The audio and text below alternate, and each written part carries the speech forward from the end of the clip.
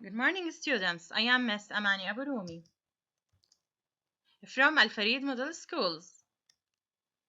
Today, I will explain for you the modal verbs such as can, could, shall, should, must, and may, might.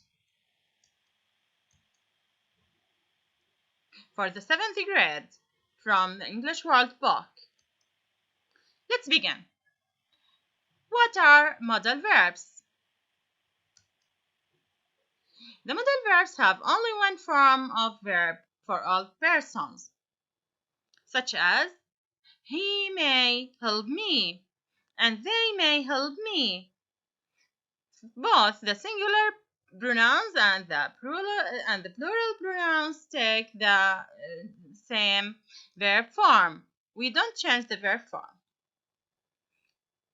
2. They have several meanings. Mention the modal verbs. Can, could, not. Can is the simple present and could is the simple past. Shall and should. Shall is the present modal verb and should is the past modal verb. May and might, will and would, must and ought to. The use of each one of the modals. May. We use it for possibility. Possibility means that we are not sure. It may rain this afternoon. We are not sure that it will may or not. The example is, it may rain this afternoon. We also use may for permissions, polite questions. Polite questions, I mean when you ask for something politely. May I borrow your book? You want to take the book from your friend and you must ask for borrowing the book in a polite way. May I borrow your book? Also, we have might. We use it for possibility, things that are not sure. We might go to USA next year. We might go to USA next year. That means that we are not sure that we will travel or not. We have another example for can. We use can for ability. For example, Lana can speak English well. Lana can speak English well. That indicates the ability for Lana to speak English. Permission. Asking for things. With can. Can you give me a pen?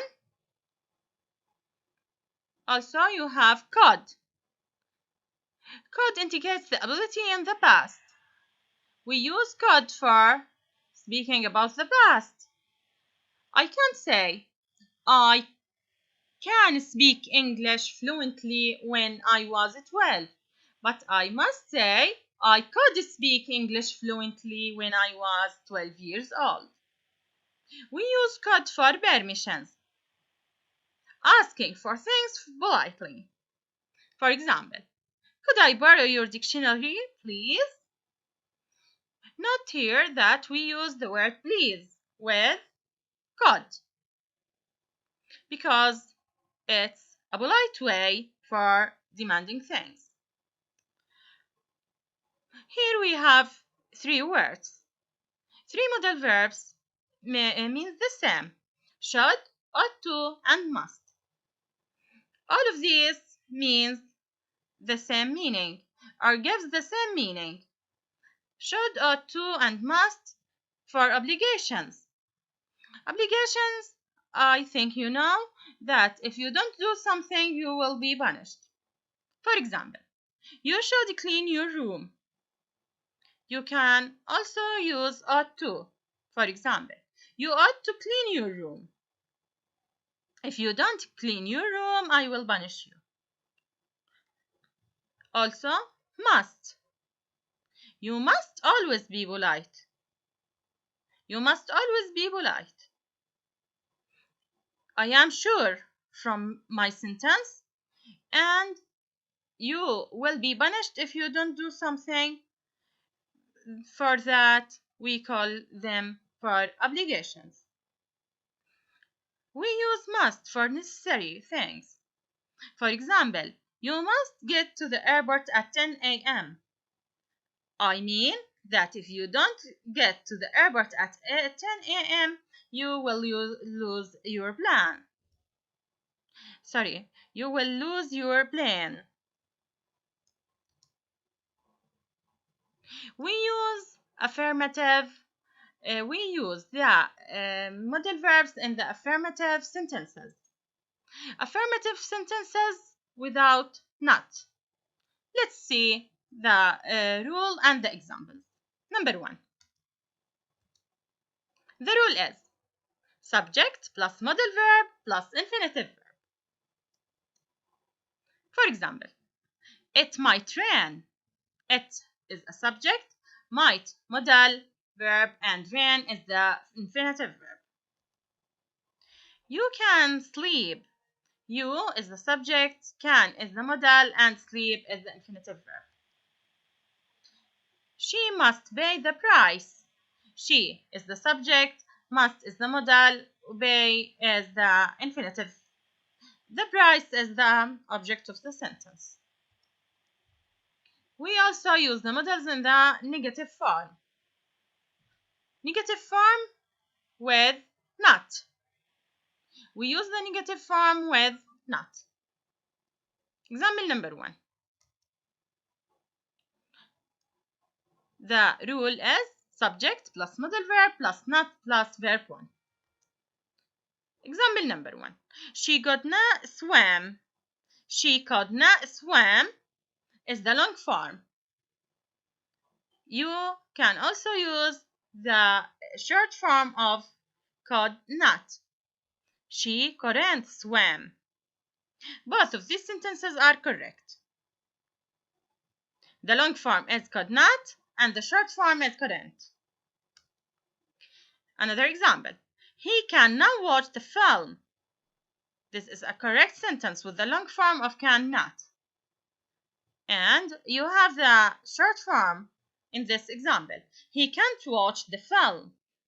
You can read it. He can't watch the film is the short form of cannot. And this is correct also. Another example. They must not forget the exams. They subject, must not is the modal with not, and forget is the verb, the exams is the object. They mustn't forget the exam. The short form of must not is mustn't. Both of these sentences are correct.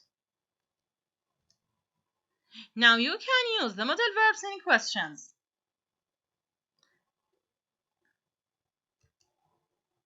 A modal verb plus subject plus infinitive verb, I mean verb 1 plus the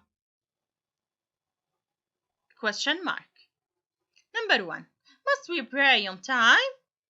This is a question which contains the modal verb plus subject plus verb. Number 2. Should I buy a dictionary? Should plus subject plus verb 1 plus the object. Now you can use the modal verbs in short answers for the yes or no questions. Can you play chess? This is the question. You can answer it with yes, I can, or no, I can't. You can put yes, then comma, then subject, then put the first word or the modal verb in the question and put it in the answer after yes or no. Now I help you to answer workbook page 70 exercise 1. Rewrite the sentence. Perhaps they will build a new library. And may is between two brackets. How can I rewrite the sentence? Firstly, I will omit perhaps, then omit will, then circle the subject. I think you know where is the subject in this sentence. The subject is they. You will put it firstly as the example. They may build a new library.